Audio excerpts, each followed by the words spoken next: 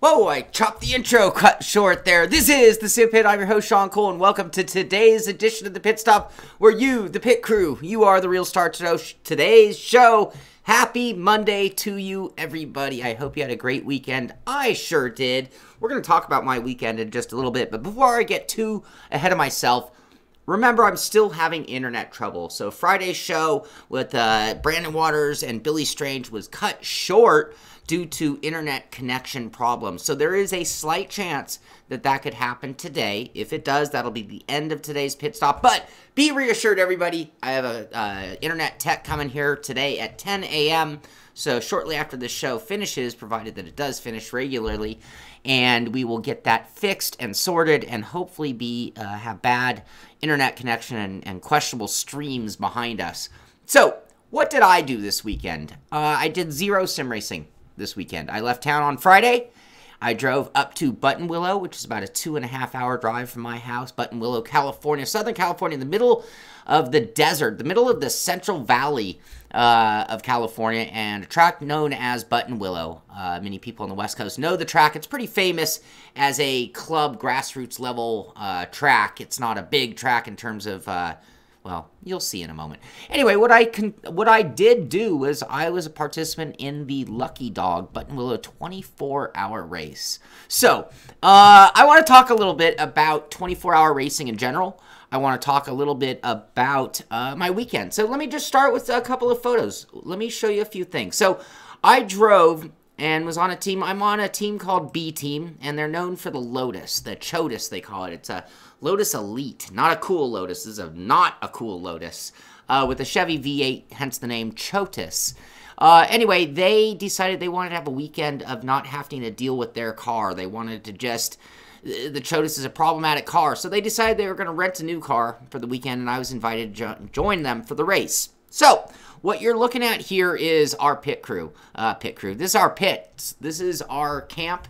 This is where we hung out for the weekend. You can see we had a pretty good setup with a little trailer and a double wide easy up connected to the awning, which was enough room to bring the car in. We had really awesome fluorescent lighting so we could work on the car in the evening. And our support truck, another angle just to show you more.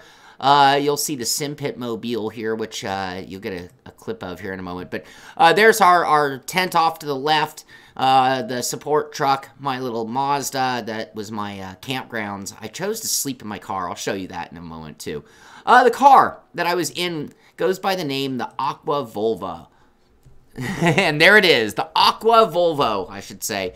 It's a, 1980 Toyota. Come on, Cole. It's a 1980 Volvo 240 with a turbo on it. And this car is known for its reliability, not being overly powered. It is known as a handling machine. And here's another shot of the Aqua Volvo. And in Lemons or Lucky Dog or Chump Car, you're supposed to race, $500 cars essentially. Turn them into race cars and see if you can even make it last 24 hours. And that is the name of the game. Can you make the car last 24 hours? So here's the story. Unfortunately, the view I saw of the Aqua Volvo for the weekend was mostly this. We did not have a good weekend in terms of performance. We did not have a good weekend as far as results. You could even say we did not have a weekend as far as a car that was happy and fun to drive. I have never raced a tin-top car. I've never raced a car with a roof on it. I have raced shifter carts. I have raced open-wheeled cars. I've driven a handful of different open-wheeled varieties of open-wheel cars on track. I have never taken a sedan on a racetrack in my entire lifetime. Anyway, so this is a very unique experience. And as I mentioned, it was also a 24-hour race. So I don't really have footage. And the reason why is because the car... Oh, I don't want to make this too long. The look on Chris's face there could not express the weekend better. Let me see if I can change something here real quick. Which image? We're on this one. Let's get a look at Chris Constine. If you don't know, you should, but that's Chris Constine of CXC Simulations. A buddy of mine, and you could call the guy an innovator in sim racing in that he has learned to really show the world they need very expensive full motion simulators. But right there, that look is our weekend. The car showed up late. Qualifying was at 10 o'clock. My team decided they wanted to put me out on the track because I have a total of 15 laps under my belt at Buttonwillow in my lifetime. And they wanted me to go see the track, which was probably a good idea, being that I was going to be in the race. And they weren't worried about qualifying, so I was going to drive the car from 10 to 10:40. The car showed up at 9 a.m. race day. It was supposed to be there 2 weeks ago for a test session. Didn't happen. It was supposed to be there Friday so we could do some shakedowns and at least drive it around the paddock and give it some, make sure everything was good to go. Didn't happen. The car showed up at 9 a.m. on Saturday morning. Race starts at 11. Qualifying starts at 10. And then there was just issues. I'm in the car. I'm waiting to go. I'm ready to race or ready to practice, and the car's got problems. In the end, at 10:40, I'm sitting in the car, and they're like, "Hey, Shaun, I guess you're just going to start the race." And I said, no way. I'm not doing a too-wide start on a track that I haven't seen in 2 years with a total of 15 laps under my belt, having never driven this car. No thanks. And I climbed out of the car, and Chris Considine, maybe that's what the look was for, was when I was telling him, nah, you're starting the race. Anyway, I'm making this way too long. I don't want to make this about me. We're here for sim racing. But we got the car ready to go 1 lap after the green flag dropped. So we started the race 1 lap down from a friend, MXer. So, you know, when you get into, you know, and I guess this is why I do want to go long-winded on this.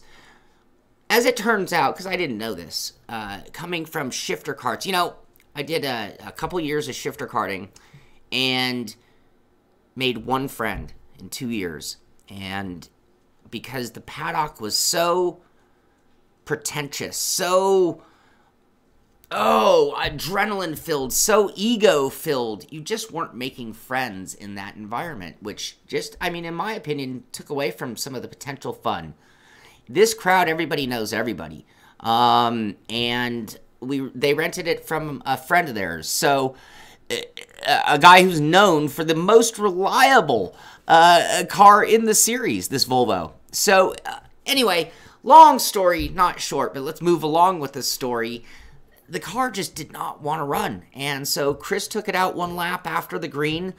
And on 2 laps later, he's like, I'm not getting anything over 3,000. It had a brand new turbo on the car and had gone through a lot of changes since its last race and just didn't get enough shakedown. So basically, Chris brings it in. And then that brings us back to, that photo that we're looking at. Let me zoom it back out. We're not talking Chris here. We're talking, this is the view that we saw of the Volvo. Now, the guy brought 2 mechanics, so they were taking care of the car. For the most part, I mean, we helped out, sure. But for the most part, there were 3 people there supporting this car and 5 drivers ready to go. And so, anyway, we spent all day. The race started at 11 a.m. and all day long it was 2 laps, bring it in, sit in the garage, in our garage. We only did 1 hot pit. So they do hot pits where you pull in, they give you an egg timer for 5 minutes so that nobody's going to overdo their pit stop because you're going to have to wait. You have to be there for 5 minutes. So we only did 1 hot pit. Hot pit, come in, driver has to get out of the car. 2 people in fire suits have to be on the filling of the fuel, 1 with a fire extinguisher, 1 with typical 5-gallon semi-quick fill jugs, and cap it off, get the new driver in, fire up, and then at the end of the pit lane, you have to give them the egg timer back. And if it's not expired, if it at 5 minutes haven't gone by, then they hold you right there anyway. So there's no point in overdoing the speed and safety on pit lane, just to give you a heads up. But we only did 1 hot pit stop the whole race. The whole race, we only did 1 pit stop on the pits, which is sad.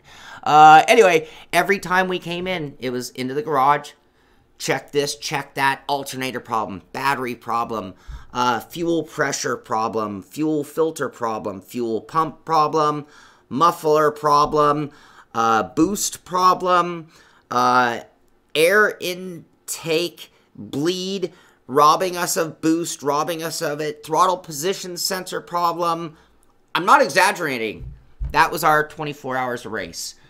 I did a session during the day where it was, so I went out, I don't remember what time. I went out, it was probably about 1 or 2 o'clock in the afternoon by the time I got in the car, which meant it took basically like from 11 to about 2 to get Chris's stint done. And it wasn't even that he had done the laps. It was more that he was tired of taking the car out and coming back in. So it was my turn to be the guinea pig. So I take the car out, and it's just stumbling. It's got no speed. I'm getting passed by every car on the track. I am the slowest thing on the track. The car is just crying. I'm pitying the poor thing. Yeah, I do. Puppies, I do know. I do know my lap time. Anyway, so this kept going. And long story short, well, so I did my daytime. Actually, here, let me show you one more thing real quick. I'm sorry, I'm all over the place, and I really should bring this to an end. I'm sure half of you are entertained, and I'm sure the other half aren't. I posted a couple of videos of me on Facebook. This is me waking up at 6:45 on race day in my car. This is literally, I haven't moved. I just grabbed my camera and said hello. You can check that out at the Simpit page on Facebook. In addition to that, where are my other videos? Did another video. Oh, come on. Why is this one sideways? This one is me getting ready at 2 o'clock. This is actually, I didn't even look at this. I don't know if I look nervous, if I look composed, if I'm crapping my pants. But anyway, this is literally me getting my driving suit on, because in 5 minutes I'm going to be in the car taking it out for the experience I was just telling you about. And then the final video on this one here is me at 3 in the morning getting ready. You can see cars going on behind me, getting out to go on a absolutely pitch black track. Anyway, if you want to see those, they're cool. Maybe a little insight. I haven't watched them myself. I just put them up there so you can be in the moment with me.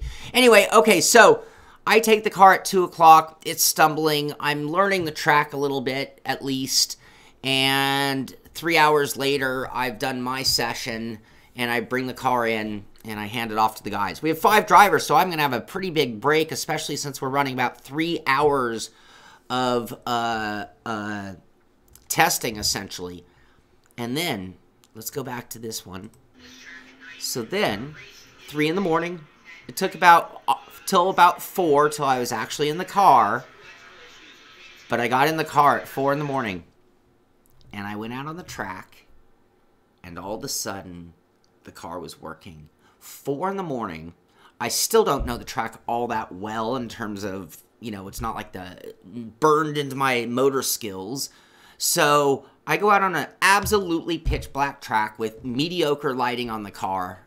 We were missing our right front headlight. Our left front headlight worked, and we had a light bar like you'd see on a Raptor truck on the bottom bumper. And I had the scariest 30 minutes of my lifetime. And I'm not even exaggerating. 30 minutes of driving, and oh shit, there's the corner, and literally hitting the brakes and turning the wheel. Trying to maintain a race pace and not getting run over by the other cars when you don't even know where you're going and the timing of the track and you can't see it. So it's like you're going by this vague memory, and then you can't see anything. And we did a session in sim racing not long ago where we picked a track at nighttime to race, and you ended up being in the dark and nobody could even finish the track. That is what it was like. Headlights at race speed are not adequate. When you watch Le Mans, well, Le Mans is probably a little bit darker, but when you watch a lot of the big 24-hour races, those places are pretty lit up. This thing has not one light on the entire track. Yes, RF asks if any simulation habits helped me. Absolutely. And, you know, I'm really glad you asked that. Now, we're not even going to do the news today. I'm really glad you asked that. And the reason I say it is because it helped so much. Because in sim racing, you're learning to measure distance and speed by time. And you start to remember, your brain does start to key into, like, the timing from one corner to the next. And like, you know, you've seen those videos of, I think it was Senna and taking you through a lap, or it might have been Nigel Mansell. And he's like driving the car and he's like, you know, he's literally doing the footwork, doing the shifting, doing the turns. And it was amazing because mentally he took us through a lap within just a fraction of the time of a real life lap. And that helps so much when it comes to trying to drive in the dark on a track you don't know. And I think we sim racers, we learn a track's layout so much faster than normal people. Normal people, I mean, I worked at a driving school. Normal people can spend 2 hours on a track and I swear still not know the layout. If you're a sim racer and you've never driven on a real track and you went to a driving school, fast or not, I guarantee you, you are going to learn the layout so much faster than the other students at your level. That's what we do. We've learned to do it. Whether you know it or not, you've educated yourself to these skills. We sim racers, we're sensitive to things like locking up the brakes and not getting turn in. And oh, did I get some locking up the brakes and not turn in. So in that first 30 minutes in the dark, scaring the life out of myself constantly, is Button Willow in GT Sport? Oh my god. See, what I really should have done is I had a copy of that track available to me from Chris. But, the amount of... It took me every ounce of time and energy to get to this race without just feeling like I'd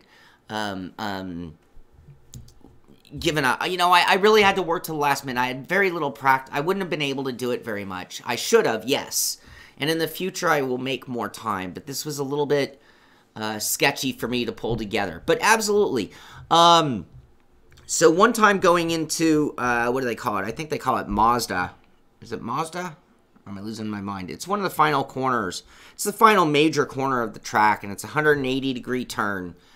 And it's after a very long period of time of carrying speed. Yeah, that's what I thought. Yeah, Darren says it's Willow Springs. That makes so much more sense because Button Willow is not a pro track. It's a club track at best. Button Willow, Willow Springs is at least a major track to an extent. Okay, so with all that said, going into Mazda, I just completely locked up the brakes in that first half hour. And the other thing is it's been raining, so it's completely muddy off the track, and you have to be very careful what you do. And they warned us not to do anything crazy because you will roll the car, blah, blah. Anyway, I locked up the wheels, and I just completely drove off the end of the track. And so I just kept it straight, slowed it down, and then I turned back on track. I was only off track for probably about 5 to 7 seconds.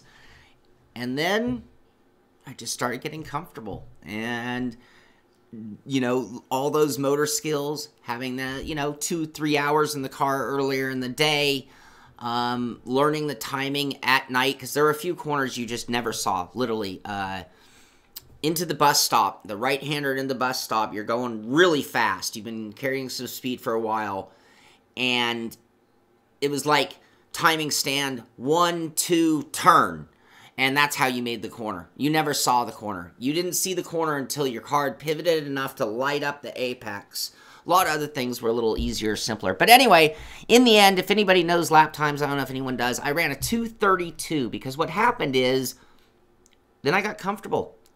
And I just started flying. And I mean flying. And all of a sudden, I'm passing cars.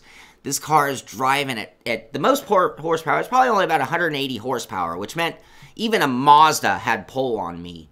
But boy, can I drive. Boy, was I driving it. And I was watching other drivers who were also struggling with the night, not being able to see. And I'm like, wow, he's braking really early. I'd see guys safety brake. And by that, I mean hit the brakes go off, and then they brake again. And I'm like, he didn't see the corner.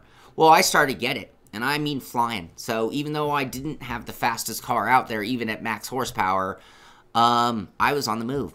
And I was having so much fun that, I mean, I reported a couple of times right when I got in the car. It was Stuart asked what car. Here you go, Stuart. It was known as the Aqua Volvo. Oh, not that one. The Aqua Volvo. is the car that I was in. And it's actually a pretty known car on the West Coast Lucky Dog series. So anyway, when in the very beginning, I had reported some of the, temperature boost and all the gauge readings and all that, voltage. Oh, did we go off the air? Oh, shoot. Are we back? Oh, I don't even know what you guys missed. That's getting fixed. If we get disconnected, come back Wednesday and we'll finish up. That'll be the end of the show. I'm still having internet problems, but they are coming. They are coming any moment to fix this thing.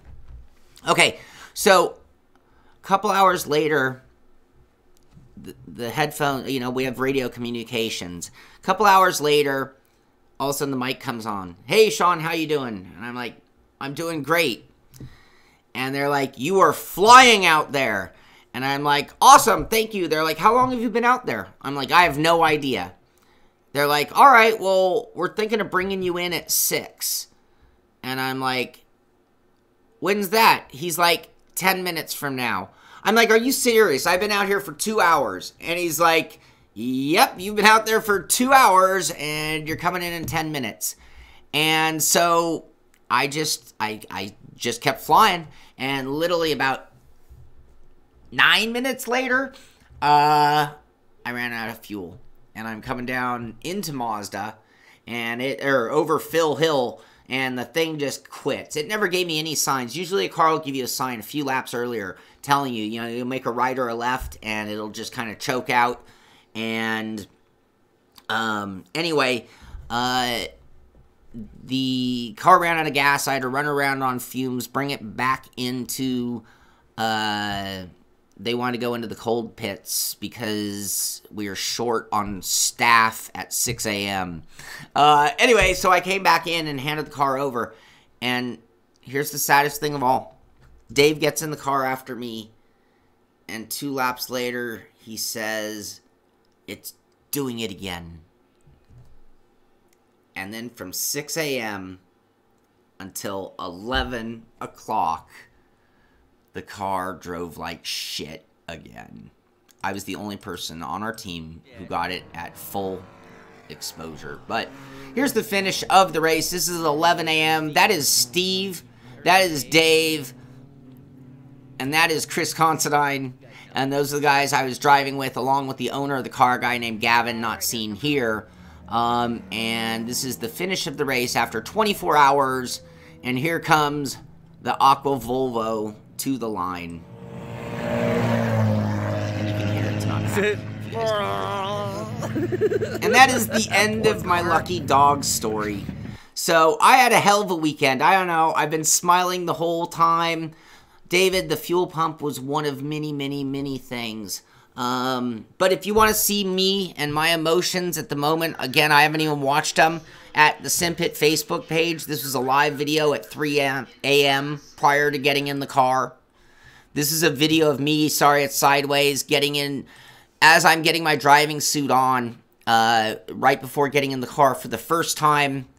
And then there's a third video that's kind of funny. I'm assuming it's funny because this is literally 3 seconds after I woke up. I grabbed my phone and filmed this on race day morning, sleeping in the back of my car.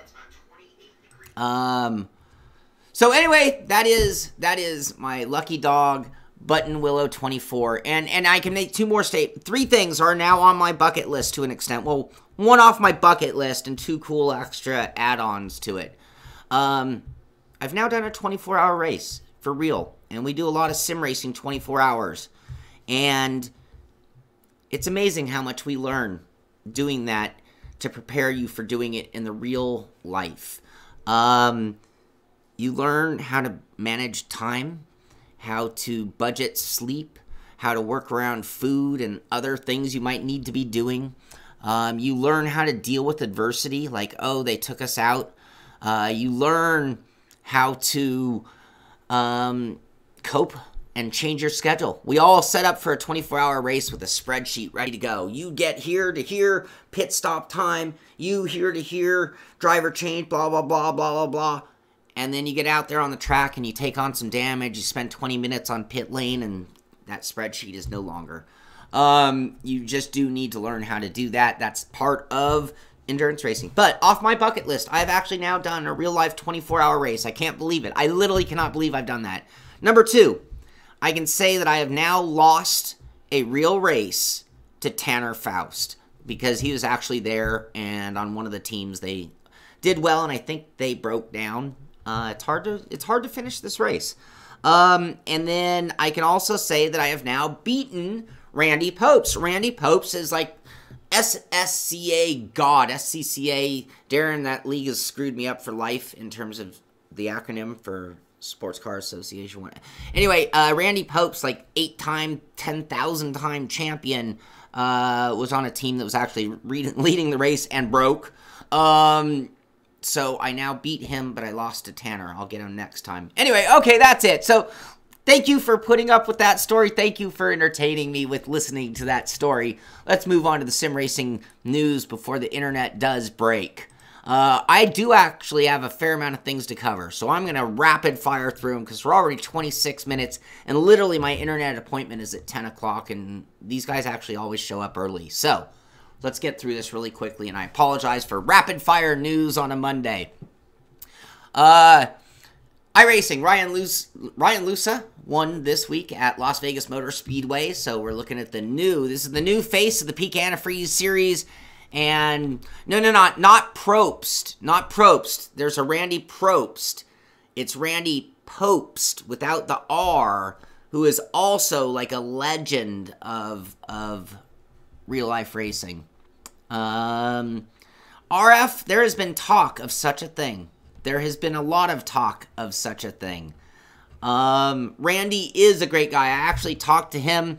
Me and Randy hung out in the tower eating breakfast and sitting together just talking about the race at 6 a.m. When I finished driving at 6, I went to get a breakfast burrito, and Randy was there, and he sat down next to me, and we were just talking, and I'm like, oh, how you guys doing? He's like, we're out. And I'm like, what?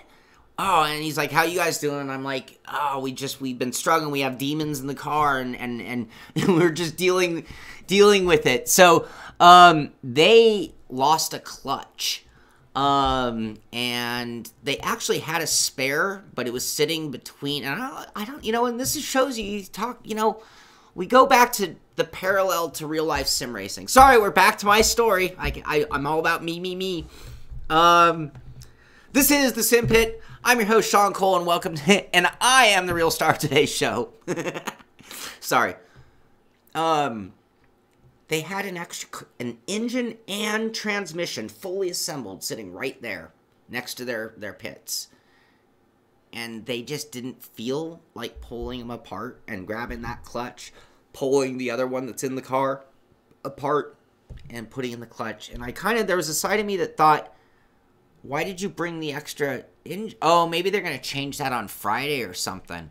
Maybe it was something like that. But anyway, they opted to not do it. And when you real life, in sim racing, when you do a 24-hour race, you see the teams that throw the towel in real easy. And then you see those die-hard teams, the ones that are just going to just keep fixing it, working it, and struggling through it with a beat-up car, because that's what you do when you take the green flag. But then you see the other teams that do throw in the towel too quick. Look at us. We spent 22 of the 24 hours with a car that was at 60 to 70% power, and having to come in and sit in the car as they did something else to it and then send you back out and do a 3-hour stint that should have been an hour and a half. I have better hair. I'm sorry. I shouldn't even be watching the comments sometimes. So anyway, it was really cool talking to Randy about it, because anyway, it was fun. It was such a great time. And in the end, the owner of the Volvo was like, really, we clicked right away, and he's like, hey, if you want, and I'm not gonna do this because I don't have the time, I don't have the money. It's more the time. Excuse me. I don't have the time, and I shouldn't spend the money is better wording. I really don't have the time, but in 2 weeks, there's a race at Sonoma, and he has a Turbo 944, and he invited me to run with them at that race, and I don't think I'm going to do it because I can't. Also, I probably, crossing my fingers on these when I say this, we can't, there's no contract, but in August, I'm going to be running in the Chotis, and that will be at Laguna Seca in the Chotis in August. So, anyway, can you, this Friday, I'd like to hear. That would, Sim Racing 604, that would be really fun. I could share some stories from my days at racing at Russell and my karting days. Billy obviously has a gazillion stories from his days in sprint cars. That would be a fun show one day, so maybe we'll do that.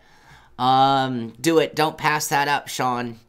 I know, but I'm so behind on work, you guys. If I don't make this succeed, then I have to go get a day job. That puts a lot of pressure to, Anyway, we'll talk about that later. Anyway, all right, back to the news. Ryan Lusa wins that race. What happened here?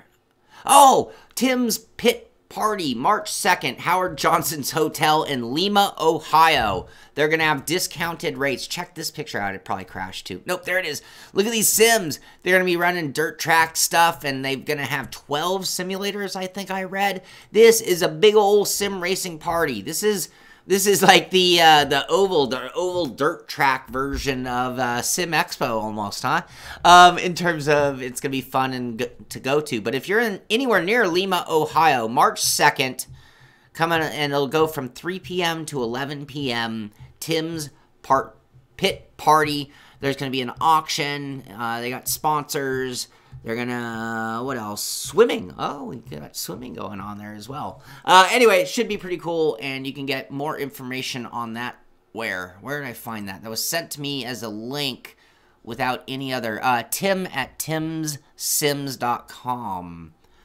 You can probably find more information there. Okay, Codemasters has a video where we talked about John Armstrong doing the real-life rally in the Dirt Rally 2.0 sponsored car.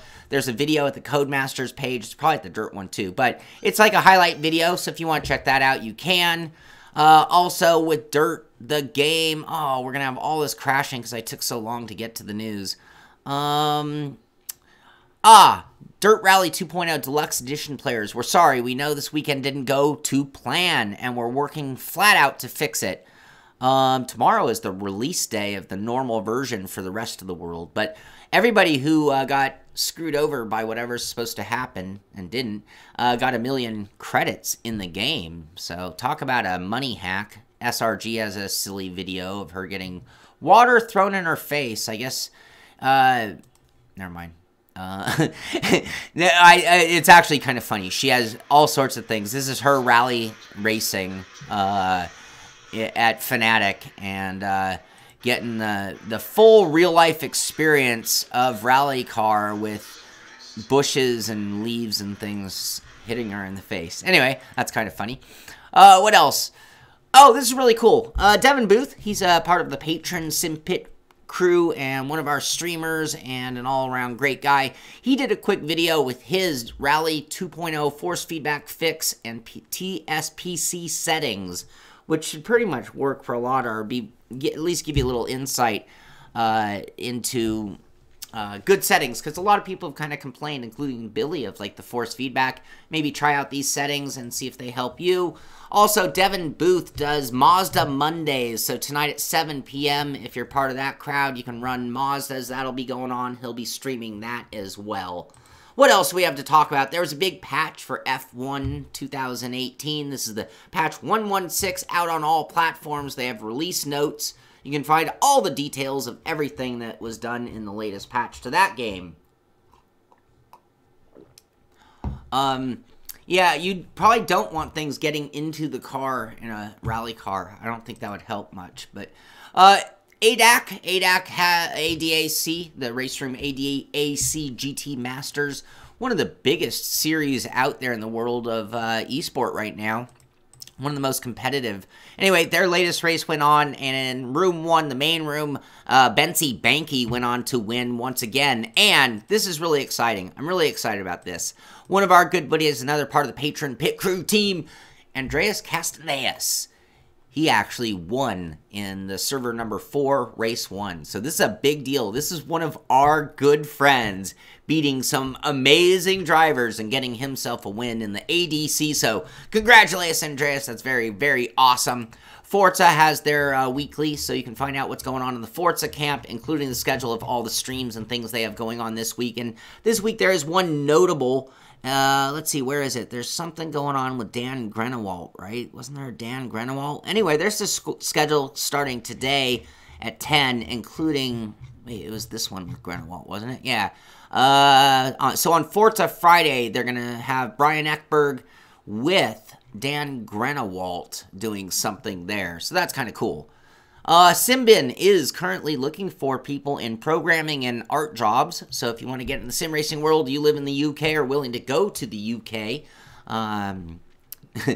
Never mind. I almost was going to get into Brexit. We don't have time for that. Programming and art jobs are both available. You can check them out.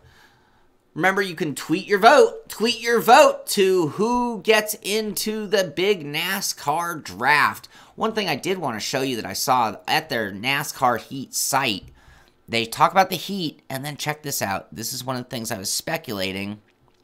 Come on. Come on. Where is it? Was it this video? Oh, where was it? No, maybe it wasn't that video. This one. Check it out so you can vote. They're telling you how to vote. Boom. This is what I want to see. We speculated. So now we've got Ganassi, Germain Racing. What's that one? I can't read the third one. My eyes. GoFist Racing, Hendrick Motorsports, Joe Gibbs Racing, JR Motorsports, JTG Doherty Racing, Levine Family Racing, RCR, that's Richard Childress Racing, Roush Fenway Racing, Richard Petty Motorsports, Stuart Haas, Penske, and Wood Brothers. Those are the draft teams going on. So that was one thing we were kind of wondering, how many of the real-life teams are going to be in on that one. That's the first I've seen showing that off, but it's just, you have till midnight to get your votes in if you care which of those teams gets first draw. This is also talking about what's going on in the Pro League Showcase as they hit Martinsville. This is the Heat Pro League being covered again at Motorsport as they've kind of really started to cover and expand in the eSport motorsport world as well. Reiza Studios talking about some extra toys in the bag. I'm hauling ass because we're so late. I'm hauling ass because I got so many things to cover, and I'm hauling ass because I got an appointment in 20 minutes and I still have to walk the dog. So very quickly, Reiza Studios, just talking about the R Factor 2 bundle that's coming. It's going to include the classic Puma GTE and the modern P052 that we talked about, and they gave us some previews, and they challenge you to name the track from their preview shots, which somebody speculated it was Imola, and I couldn't determine for myself, but you'll find that at their Twitter page. This is a cool video from Race Sim Studios. They're one of the better pay-to-play, pay-to-buy mods, Race Sim Studios, and this is their latest work, which is the Ferruccio 57. Any guesses on what that car would be? The Ferruccio. What do you think? If you were going to fake name a car to avoid any kind of licensing problems, there it is. The Ferruccio. Anybody know what that is? Not hard to tell what they're building there, huh? Anyway, Race Sim Studios has a video of the work in progress of that car coming for R Factor 2. I'd mentioned the Tour de France, no, the whole esport and cycling that was going to be happening. And look at this picture, though. There's a line of people on bikes, and that's like the line of the virtual thing. You're literally going to sit there like in a spin room and compete in esport. That could be interesting. That could be, you know, it's the first time esport gets physical. That's for sure. I mean, you could argue sim racing is somewhat physical. Almost 2 months late. Yeah, a lot of things are late. I was thinking about something else that's very late. And I was like, wow, it's kind of end of February. Where is, oh, Ferrari 575. Yes. wasn't a BMW. Sarcasm. Tim, I got to tell you, sarcasm, it's like a second language to me. Fluent in sarcasm. GTA Online gets ludicrous new supercar. Doomsday Heist pays double this week. Anyway, that's a car that's now coming into Grand Theft Auto. I thought that was kind of interesting. Wonder how far you could jump that sucker. First Gran Turismo Sport live event of 2019 is set for Paris, March 14th through 18th. And you think, that's pretty short notice, huh? Well, because it's invitational. I guess when it's an invitational, you can be a little secret about the invites, and you can let us know on short notice. But things are getting ready to turn up in the world of Gran Turismo Sport. Don't count them out of the esport world just yet. Some cool wheels to check out. The guys at Sim Racing Blog, I mean, I don't usually advertise all the sites in the world, but this one, if you're ever looking just for the highest end gear in existence, they always manage to find it. But that is quite a wheel here. The Flobe and Scape. Review of the Porsche 919 LMP steering wheel from Pololo Instruments. Another cool wheel. This one, I think we've looked at this one before, haven't we? But new post about it, the wheel of the Bentley Continental GT3 by SSRG. Another fine sim racing wheel. Were there other pictures of this one? They have a review. We have some cool photos. Look at it. Oh, dude, look at that. That's awesome. Kind of reminds me of the Sam Maxwell wheel in terms of the authenticity to real life. What else do we have to talk about so Shaun can go walk the dog and get his internet fixed before everything caves in here? And I want to thank you guys for hanging out with me each and every day talking sim racing. It really is fun, and I'm glad we got to take our little detour into real life racing. But absolutely, let's see more of all of this, and thank you for being here. This is cool. This guy's 35-foot trailer with 8 rigs inside. That'd be kind of cool if this pulled up in front of your house for a party. You want to have a sim racing party? Just call a group like this where they come over like that. Anyway, I thought this was kind of cool, worth seeing. Kind of just fun for us. Here's somebody dialing in a new, that's the R-Seat S1 with the, I call it the Assetto Corsa livery. I don't know if it still is, but it's the red and black version. It's not Assetto Corsa, but it just, for some reason, I always think of that as Assetto Corsa. And a full lineup of Fanatic gear ready to go. He's got the universal hub, it looks like. Not a bad setup there. He called it Happy Noises by Clorox MVP. Other cool rigs. What's this one? I don't even know what this one is. That's the Simtech rig with an OMP seat. Nice seat. Give him credit there, that's for sure. Direct drive wheel. Is that a...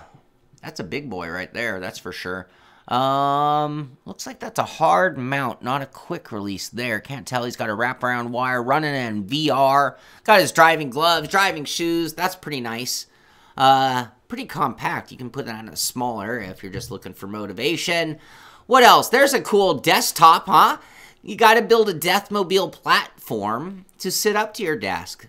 Brilliant. Love it. Looks like that's a permanent installation, too. It doesn't look like that thing's very easy to move. What else do I have to show you today? This is kind of funny. Lamborghini gaming steering wheel. Look at that. That's made out of cardboard. This is this guy using the G reader, the G-Force reader in the cell phone. So he's building a little cradle to hold the wheel, I'm assuming, so that it'll be part of the structure. But if you want a good laugh or good inspiration on to make a cheap Lamborghini steering wheel, there you go. I like it. That's a DIY project for sure. And then lastly, this was sent in, and this, I don't even know if this thing would work. This is the Adjustable Motion Simulator build part 1. This thing is kind of crazy. This is at t.s.custom on Facebook in case you want to check it out for yourself. This thing is bizarre world for sure, but definitely worth checking out if you're bored at work and just looking for something to watch and kind of go, what the you can check that one out. But who knows, maybe it could be the next big innovation in the world of sim racing. So that is going to do it for today's show. We, the patron pit crew team, we are going to do Monday Fun Day today. I'm not sure if I'm going to stream it or not, because when I say Monday Fun Day, it's more about having fun than necessarily making it public. But we're going to be doing that today. I see the guys talking about times. We're going to play with the time. Anyway, get into the Discord channel and definitely find out. It could be anywhere from 4:30 to 6 that we're going to start the race. David Payne, my dog, gets 4 dog walks a day. 4 dog walks a day. Minimum. That's the minimum. That's part of having a dog and having a good bond with your dog is putting him on a leash and taking him for a good quality walk. And it's good for me. It's good for me to get out there and do a few miles each day, just taking the dog around. And we have fun. I enjoy it. I listen to my headphones, listen to music, and it's always a good time for me as well. So that's why I do walk my dog so much, just so you know. Anyway, and because we don't have a big yard to let him run around in, so I can't just let him auto walk. So that is going to do it for today's show. I once again want to thank you guys so much for being here. Thank you for being part of the pit crew. Thank you for being here to talk about racing. Thank you for being here so that we can all be part of our lives and talk and have great conversation during a show like this. So I really appreciate it. Be sure to subscribe. Be sure to like the video. All those things really help in terms of our YouTube promotion and things like that. Be sure to tell a friend. I mean, if you're a sim racer, hop in a sim racing room one day and be like, you ever watch the Simpit? Anyway, we're going to keep pushing things here so that we can get more free time, so we can do more races like this and bring you more shows, expand our staff, all those things that are in the works. So, but again, I want to thank you because you are the core of the Simpit. But that is going to do it for this edition. I'm glad our internet held up and got us all the way to the end. But this is the Simpit. I'm Shaun Cole, and I'll see you on the track.